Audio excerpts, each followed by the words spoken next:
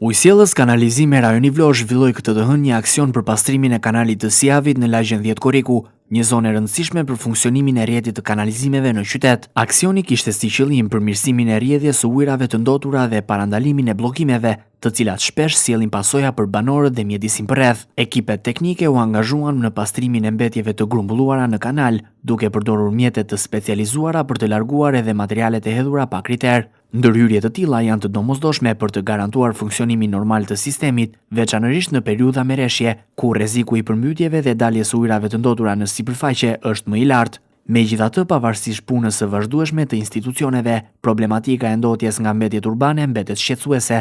Në shumë raste, kanalet dhe kolektorët bllokohen nga materiale të hedhura nga vetë qytetarët, si plastika, qese, mbetje ndërtimi apo sende të tjera që nuk duhet të përfundojnë në rrjetin e kanalizimeve. Kjo jo vetëm vështirëson punën e mirëmbajtjes, po rrit edhe kostot dhe rrezikon shëndetin publik. Drejtues të Ujësiellës Kanalizime theksojnë se ndërgjegjësimi qytetar është kyç për zgjidhjen afatgjatë të këtij problemi.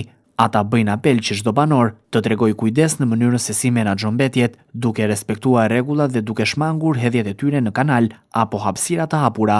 Sipas tyre, çdo ndërhyrje teknike mbetet e përkohshme, nëse nuk shoqërohet me një ndryshim në sjelljen e përditshme të komunitetit. Aksione të tilla pastrimi pritet të vijojnë edhe në zona të tjera problematike të qytetit, në kuadër të një plani më të gjerë mirëmbajtjeje. Ujësiellës Kanalizime rajoni Vlorë synon të minimizojë problematika dhe të përmirësojë shërbimin ndaj qytetarëve, por thekson se bashkëpunimi i të gjithëve është i domosdoshëm.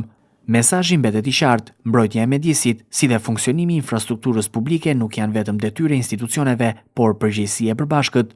Vetëm përmes ndërgjegjësimit dhe veprimeve konkrete nga secili individ, mund të arrihet një qytet më i pastër dhe më i sigurt për të gjithë.